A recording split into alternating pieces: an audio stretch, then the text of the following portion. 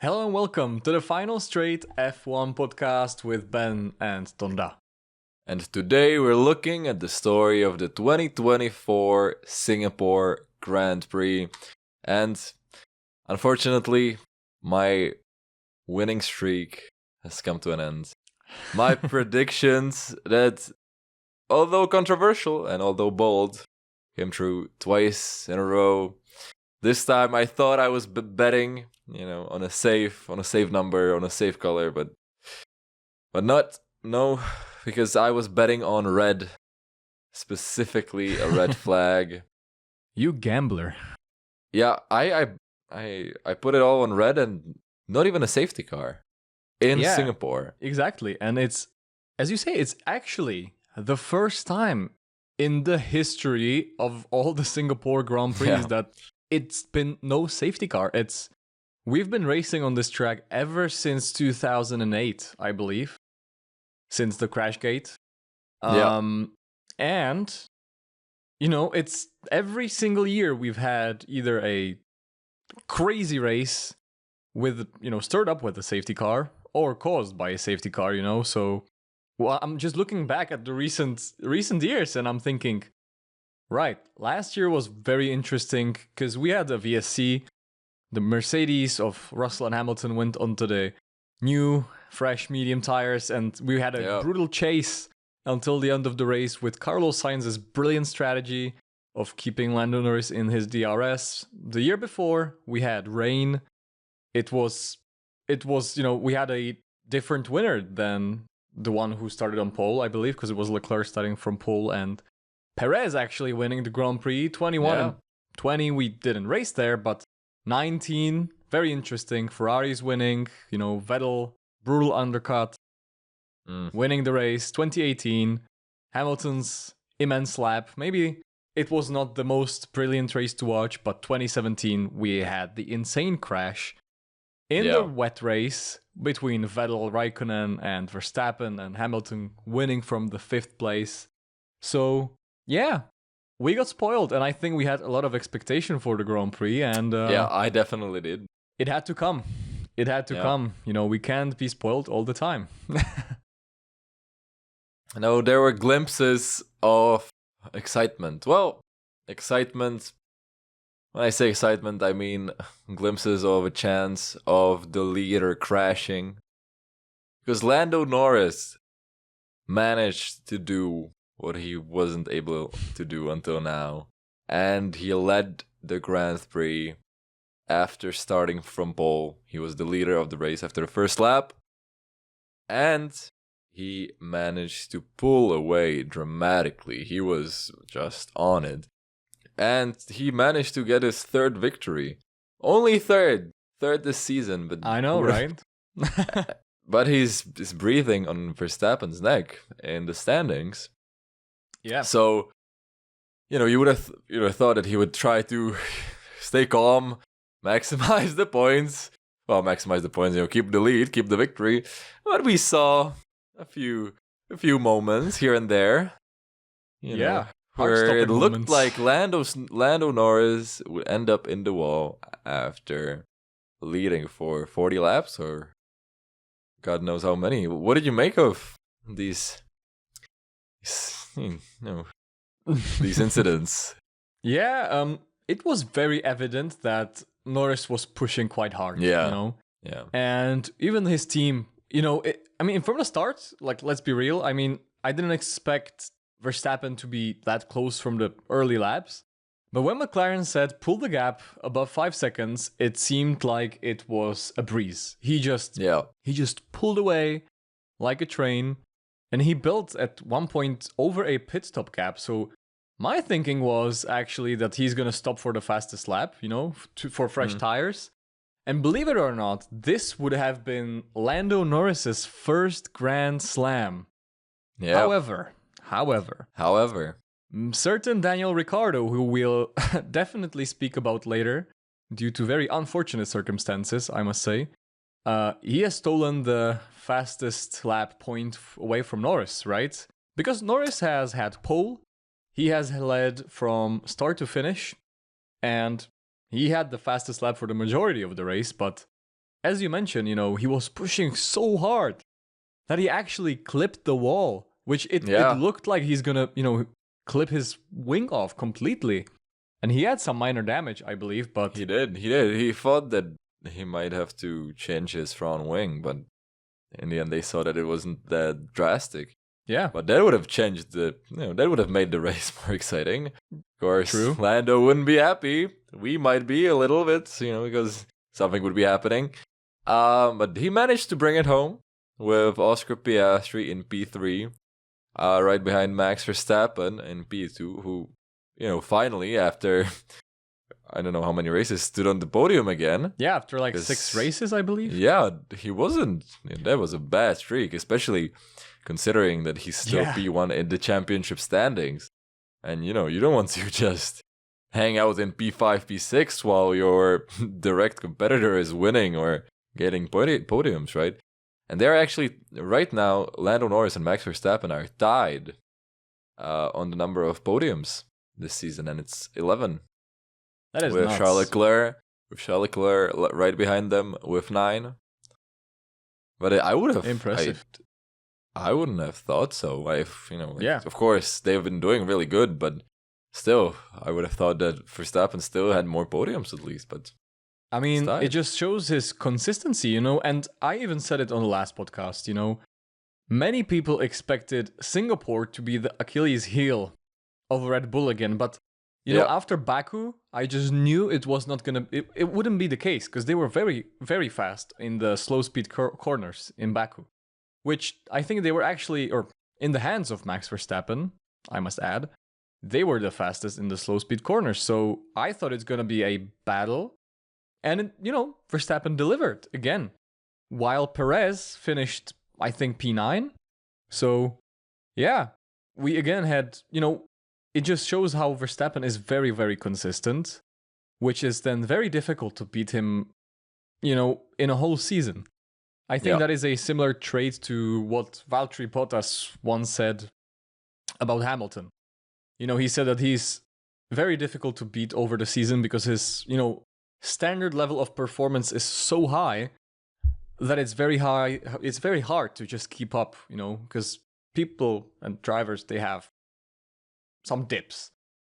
But it seems like these guys, including Alonso, and they just seem to be very good at it. And Verstappen was kind of having a lonely race as well.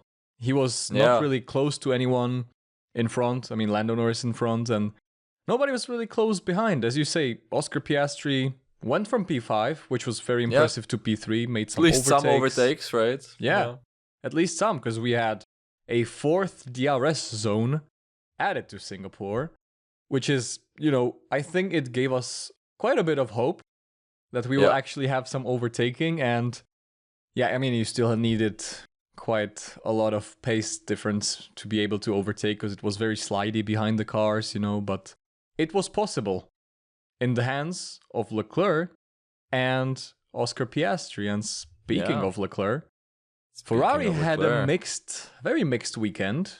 It was a mixed bag. I mean, it seemed like they were gonna be doing great, right? I mean, last year, Carlos Sainz winning the Grand Prix, and this year, they've been doing, they've been good in the slow speed corners, and they were quick from FP1, FP2. FP3 was a little worse. But then, come qualifying, come Q3 specifically, it all fell apart. Yeah. Carlos Sainz, unfortunately, hitting the barriers and dropping down in his outlap, which was something I have. Oh, it was an haven't outlap seen as well. quite I for a didn't long even know it was. Yeah, that doesn't make it better. Yeah. And fell to Yeah. P10, and Charles Leclerc later on.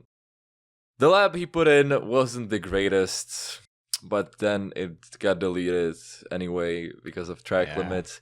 But we know what the issue was, and it's probably the reason why Sainz crashed as well. It's just because I think I read that, and even Ferrari said it themselves, that the tires were actually 10 degrees Celsius colder than they should have been.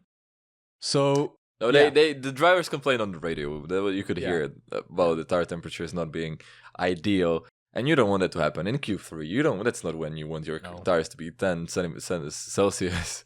I mean, they could have been in the colder. top 5 very easily, in my opinion. Like they should because have we saw their speed, right? We saw they passed quite a lot of cars in the race. Leclerc's pace was unbelievable. He was he finished in P5 if I'm not mistaken. Yeah, he almost was. He was on the ass of George Russell, and he was just stuck for the first half of the race. So he was stuck, but then almost catching George Russell by the end.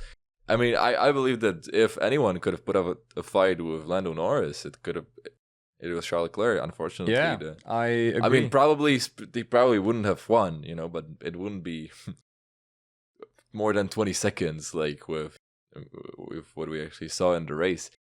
But let me tell you something, okay? Let me tell you something about Charles Leclerc. Okay, so let me pull something up here, okay? This is... Let's see. I'll tell you some facts, okay? I'll tell you some statements, and you tell me whether you agree or not, okay? Charles Leclerc is a Ferrari driver. Yes. He is P3 with 6 Grand Prix to go. Yes. The P2 is a McLaren. Yeah, in the championship. In the championship.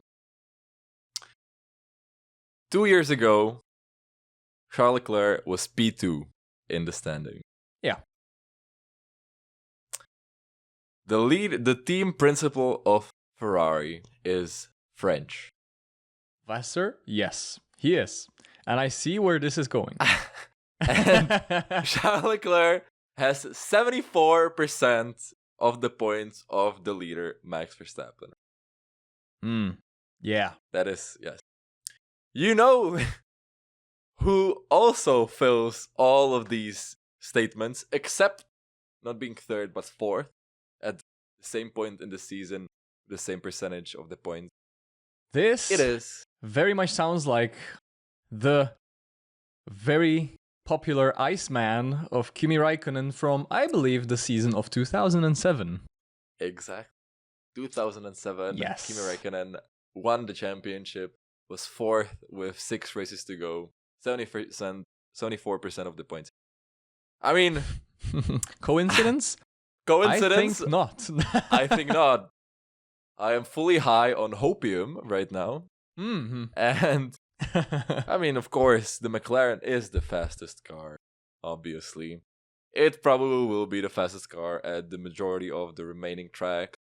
But there, we saw that McLaren, even with the fastest car, they can fumble, They can make some strategy errors. They can qualify not that greatly. And Ferrari, Las Vegas, they were doing really well last year. Slow speed corners, not that different from Baku. Good there. It's only a matter of time.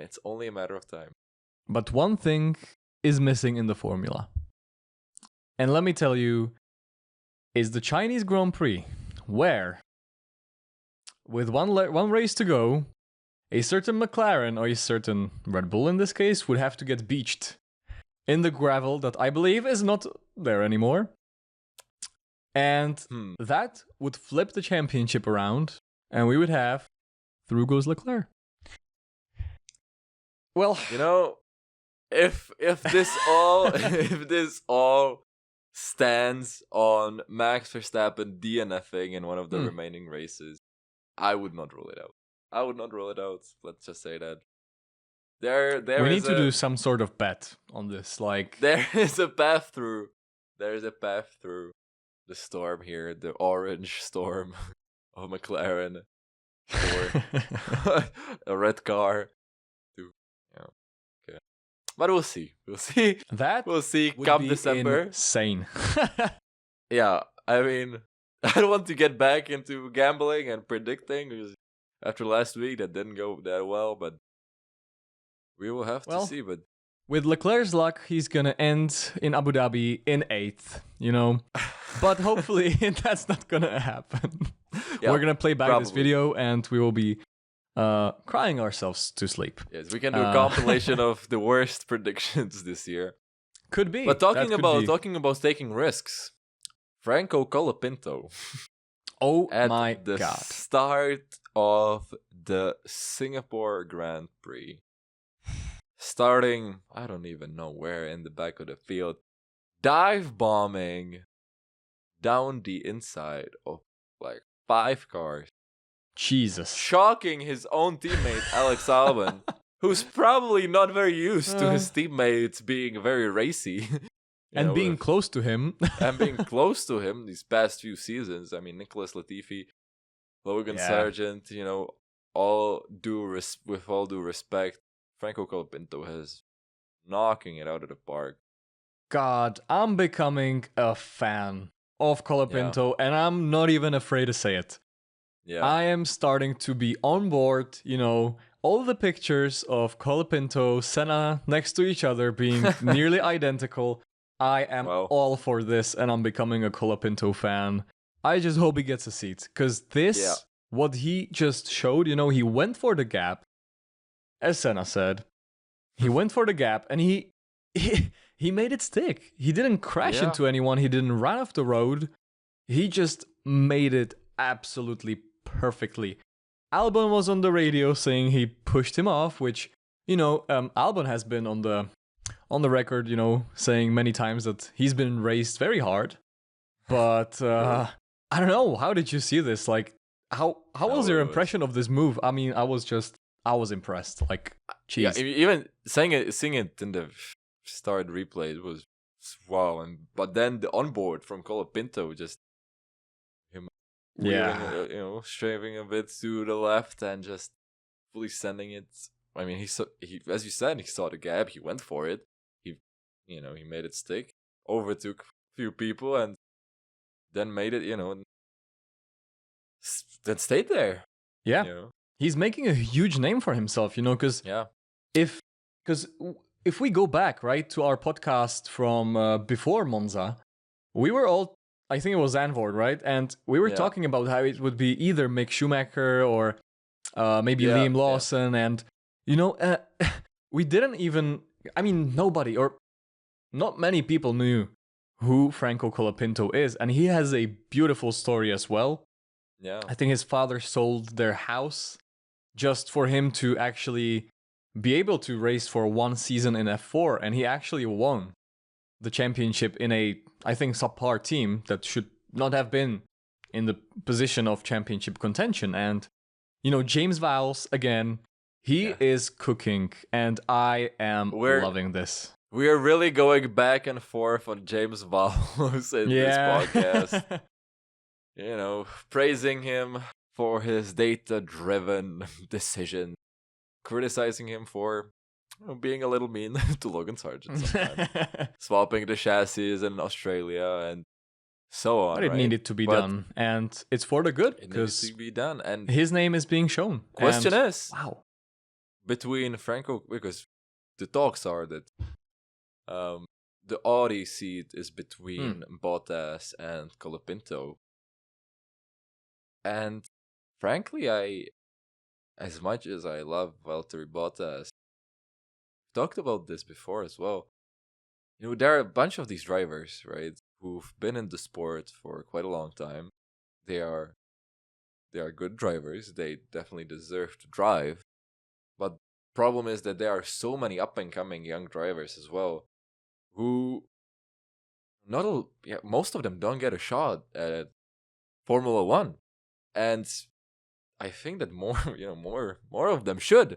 So I think that, as much of a Bottas fan as I am, I fully support Audi choosing Colapinto over him. Yeah, I would have to double down, for sure.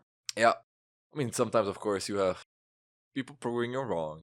And that is Nico Hülkenberg, for example, who just moved into P10 in the Drivers' Championship standing. I mean, how crazy is that? In the Haas, at the start of the year, we were thinking Haas is going to be the slowest car. They're going to be dead last, P10. Gunther Steiner's leaving. There's no one, the team is in shambles, and now Nico Hülkenberg, P10. Yeah, which, Nico Hülkenberg seems to be the champion of the midfield. At this point, he has so much experience in the midfield, and yeah, like, considering you have only one seat left for next year for Audi, I think, let's be real, to be honest, I think both Bottas and Colapinto deserve an F1 seat. No, definitely. But being in a position where I already have experience of Nico Hülkenberg, who is a very fast driver, by the way, at least in terms of qualifying, I mean, I wouldn't hesitate even a second, and I would put Colapinto in the second seat, because, I know that, rookies have a reputation for crashing or being more expensive to run in terms of, maybe not bringing as much experience in terms of what the car needs, and being very, I guess, leaders. Maybe it takes them a little bit of time, adjustment, but God, you have an incredible talent, and if you get it right with Audi, I think you have a huge chance to be winning races, maybe going for the championships, but that's too early to say. But I think if you go, we've already seen Valtteri Bottas going for the championship, right? Which, to be fair to him, he was going up against Hamilton. And we also know that Bottas is a proved driver, because in his Williams days, he was very good. He was beating Massa, who was a very solid driver, almost a champion in 2008 until the last turn, which happens. Doesn't.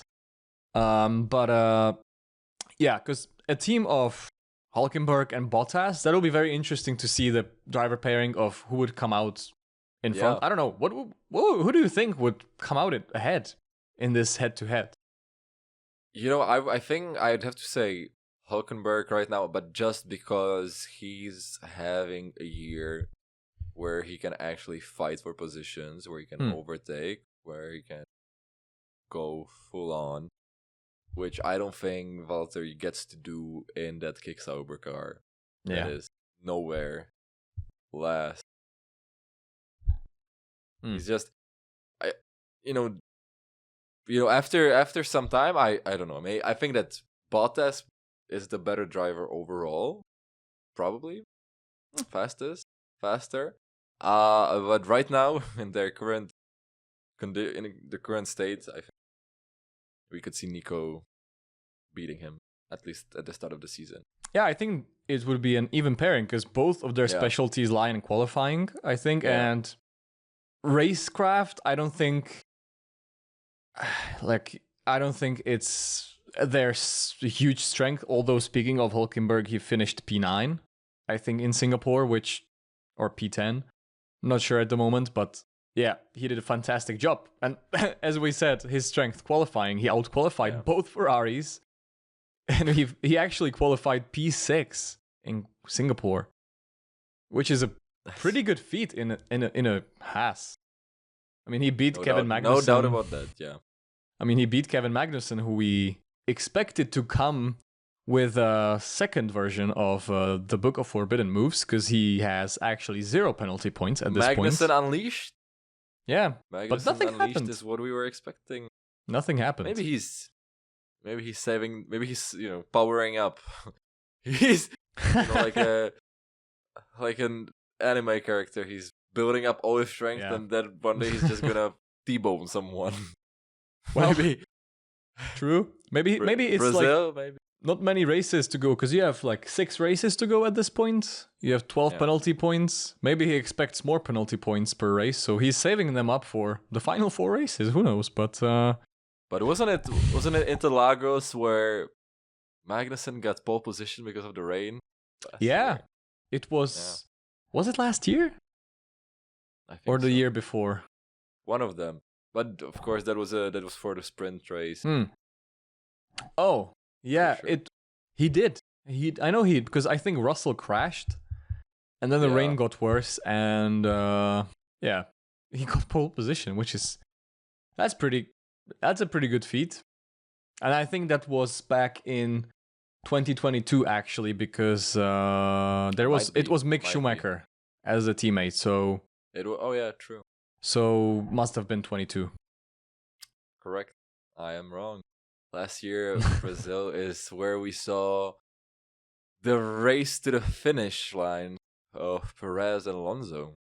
Oh yeah, that was brilliant. And that's where we saw Alonso at his I think that was his very highlight season from the past years. And because this race, for example, and the past few races, Alonso has been very much under the radar. He finished, I think P7 or P6 in that Aston Martin. Yeah, it was actually... Oh no, it was P8. But still, he qualified the Aston into Q3. He managed to get into the points. It's not a great car anymore. Out-qualified and outraced his teammate. Yeah. Nothing much he could have done in that car. I think he's now just biding his time, waiting for Adrian Newey to come in and overhaul the whole car. But I'm not surprised. I can also imagine that he's still thinking about Monaco last year, where he had a shot to win the race, but strategy wasn't in his favor, the wet race. Yeah. But we've also already mentioned Liam Lawson in relation to the Williams seat. But we didn't know Liam Lawson would be coming back to race for V-Carb, replacing Daniel Ricciardo for one and for all. And ending. God, that hurts. Ending. That just hurts. I think it's safe to say. I mean, you never know, of course, but I think it's safe to say that ending Daniel Ricciardo's career in Formula One.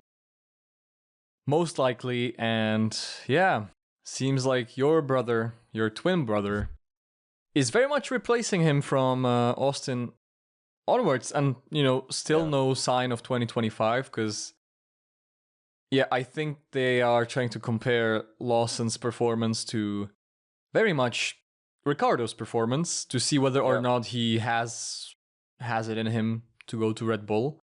If Perez retires or if he gets swapped, because there has been just so many rumors flying around. Even before the weekend, they were saying that Ricciardo's getting sacked after Singapore, and there were many rumors that Perez is supposed to announce his retirement at the Mexican Grand Prix, to which he brilliantly responded on Twitter with I think it was the Wolf of Wall Street meme, saying that he's not effing leaving.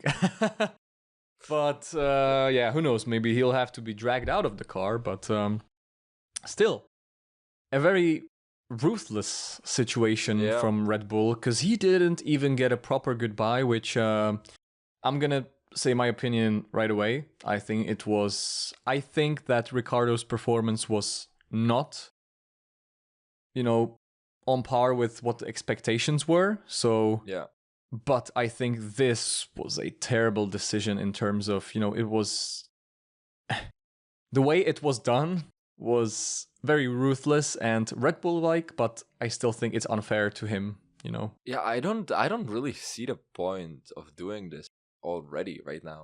I mean, I guess, they want to maximize the points for V-Carb. But they could have just as well waited until the end of the season, give Ricciardo a proper send-off. Because he couldn't even say anything. He couldn't even basically say goodbye in the interviews or anything. I mean, we could see that he was very emotional.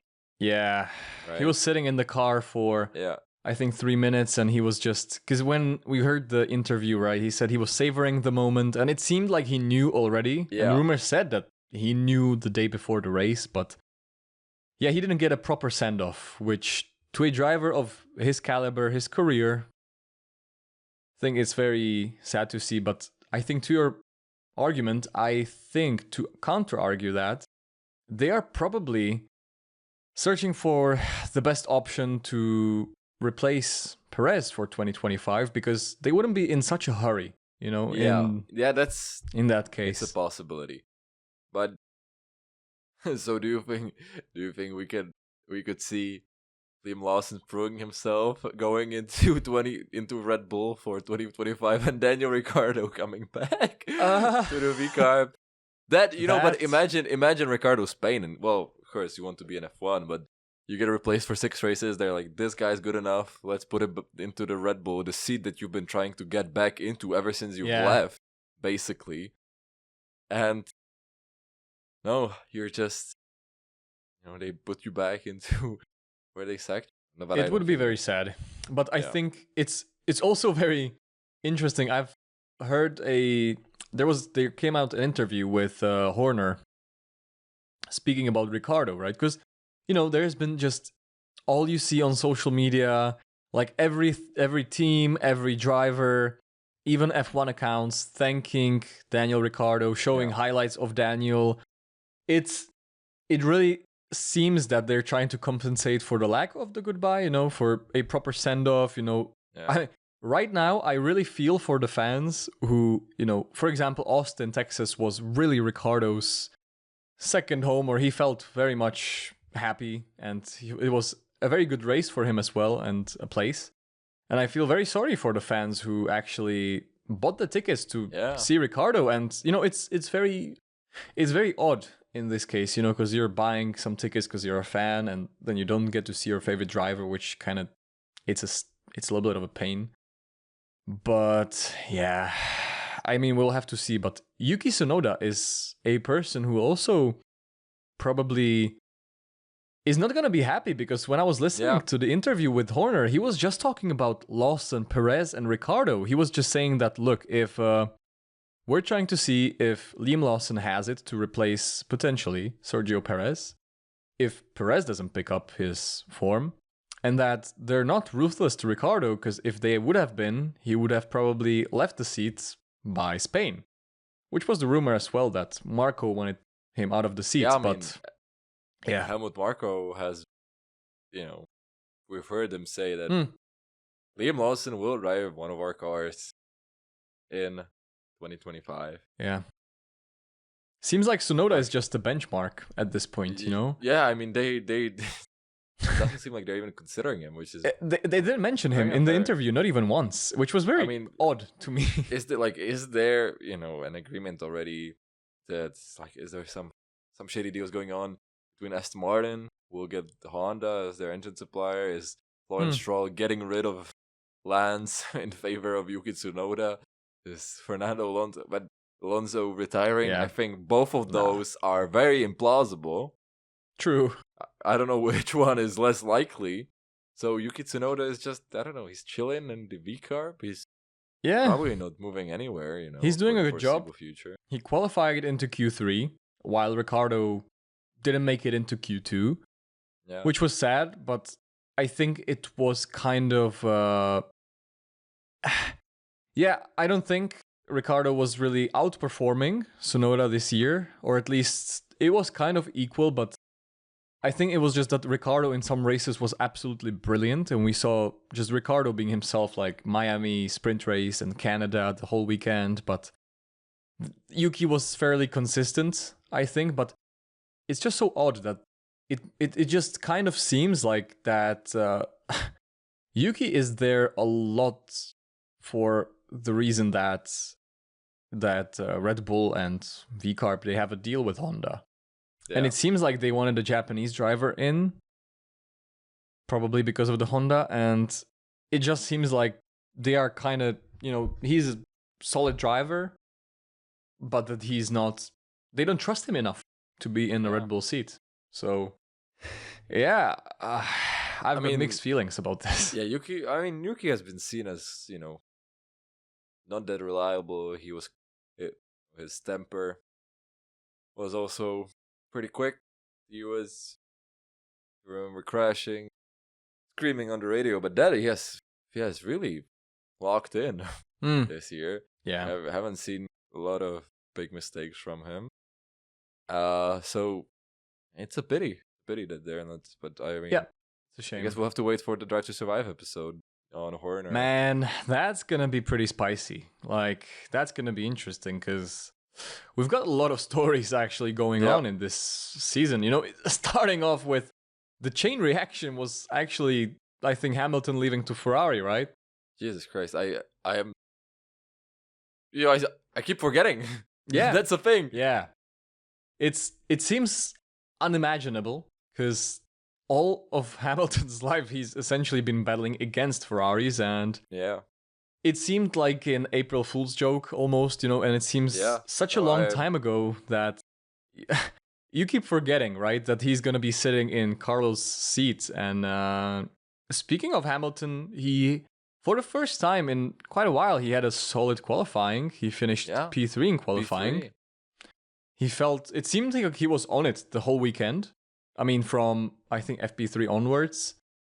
And because the first two practices, he didn't feel the car, but I think in qualifying, ever since he put in the first lap, I think he was pretty much on it and quicker than Russell for the majority of the qualifying. But come at race day, I think they're getting Lewis ready for the strategy calls. But he started on softs and he was actually battling against that decision, and it proved to be pretty costly because he had to pit fairly early, and it cost him so much because then he had a huge tire offset to everyone in not a good way.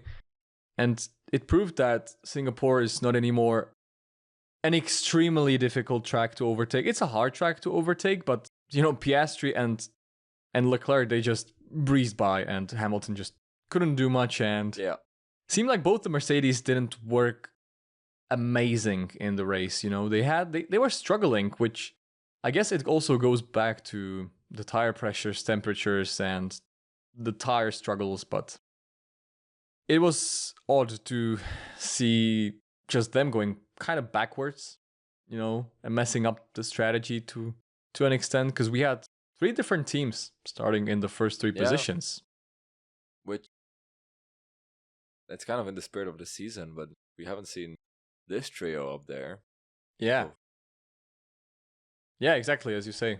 I mean, I think it also goes back to our predictions, because my prediction was that there will be 3 different teams on the podium, and that unfortunately did not happen, even though I was thinking I have this in the bag because of the first 3 in the qualifying. You were not far off. Yeah. But unfortunately, I was very far off because these guys have just gotten way more careful. The engines are not blowing up anymore. Although, if Lando could have done me a solid and could have crashed into the wall instead of just touching it, and we could have had a red flag. We could have had a different win. Because I said a red flag that will dramatically change the order of the race, but that did not end up happening. However, we have some exciting races coming up. Yeah. I mean, 100%. Even just Circuit of the Americas in Austin, Texas. Yes. We've seen some cool battles over the past few years. Let's hope it will stay the same. Yeah, Leclerc's sunset lap with the sun in the background.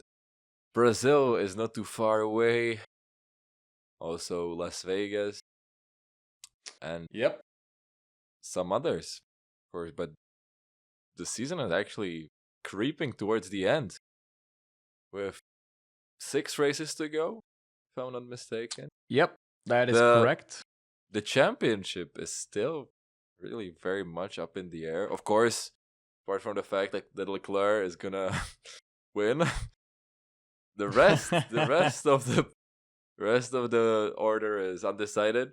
McLaren are now leading the Constructors' Championship quite comfortably at this point. Quite comfortably. And Ferrari's breathing down the neck of Red Bull. Yeah, if they manage to keep it up, and Red Bull managed to keep it down. Yeah, which is very, I think, the very reason why Red Bull is looking into switching up the drivers, because Perez at this point is in P8 in the championship, which, God, that's it shouldn't happen. I mean, Shouldn't 2022, happen. he was, battling for P2. I Yeah, mean, of course, the cars are different, but still, it's not.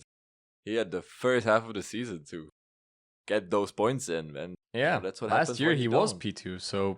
geez, we'll see what that brings. But let's try and predict what's gonna happen in Kota, because we have a 4 week break, which is very Yeah. sad to us F1 fans, because it's almost or maybe the same length as the summer break, right? So Yeah, it's quite strange. odd. We have triple headers and a Yeah, month break. it's odd. Either way, But what is your bold prediction for the circuit of the Americas? I have a bold prediction, and that is that Liam Lawson is gonna outqualify or outrace Sergio Perez, at least in one of Ooh. those sessions, and I think that's gonna be the talk of the weekend. You're reading my mind because I was going to say that Liam Lawson is going to score points Ah, that is at good. Coda. You are rooting for your brother, aren't you? I am, family comes first, as the Fast and Furious franchise tells us. Yeah. So we have to root for him. Points for Liam Lawson, as at the same time as he outqualifies or outscores Sergio Perez. I think those two can go hand in hand. Yeah. Well, but we'll see. Well, hopefully we don't jinx it, and we are gonna have a pretty cool weekend. Maybe if I don't want to bring anything bad onto the drivers, but the funniest outcome I think would be if Liam Lawson crashed, broke his wrist, and had to be replaced by Daniel Ricciardo. That would be And if Is Ricciardo that- then starts to score points frequently, and Yeah. that would be an insane comeback. No, the seat, has been really The hot seat. something. The hot seat. Oh, that's what the episode was called last year, right? Yeah. Drive to Survive. But who would you pick as the driver of the weekend? I think that in Singapore it must be landowners. Like, even though we have said that he almost crashed and kind of tapped the wall and then overshot and overtake on the back marker, I still think he did the most. He qualified in P1, his teammate didn't. He qualified in P5. He led the race from start to finish, which he has never done in his life, and he was about to pretty much do his maiden Grand Slam. And he would have if Ricciardo had not given Verstappen a goodbye gift, but I'm fully committed to saying that Landowners is my driver of the weekend. What about yours? I have to agree. I mean, the performance was really, really solid, and he just, we have we like to poke fun at Norris a little bit here, right? With saying that he needs to step his game up if he wants to be the number one driver. We've talked about this, especially in relation to Oscar Piastri overtaking him at Monza and so on, the papaya rules and everything like that. But if he couldn't have done more, prove that he is right now. But what about the top driver of the weekend? And for my side, I think I would have to say Nico Hülkenberg. Qualifying where he did, and then scoring the points that shot him up into P10 in the standings in the Haas. I mean, who would have thought 2 years ago he was without a job? Now he's P10 in the standings. I have to hand it to him. Yeah. I mean, I have to agree with you 100%, because even though I was thinking a little bit about Franco Colapinto for a bit of time, he had an outstanding race. He defended on my mind as Perez, well. but I have to agree. Well. Yeah, I have to agree with you. Nico Hülkenberg is also the midfield driver of the weekend, because he absolutely delivered. He could not do anything more in that Haas, and he again just proved that he is a very, very, very, I would say, highly rated driver. So I think he gets the final straight F1 seal of approval as Norris does. So that is nice. We have been fairly unanimous in this voting right now, which is very positive. For the past 5 races, I don't think we've disagreed. But it's Yeah. also time to give this race or this race weekend score out of 10. What would you give it? You know, we've been having some really good races. The past 10 or so have all been very, very good. So, and this, I mean, it wasn't bad. It wasn't bad, but it wasn't anything special. I wouldn't be afraid to give it a 5 or a 6.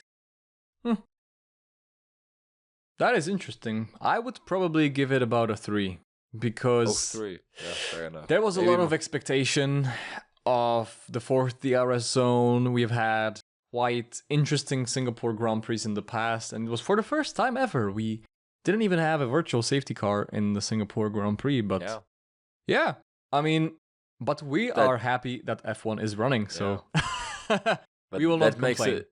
That makes it a solid 4, which, you know, I think that last year, the Max dominance era, this would have been like a 7 or something.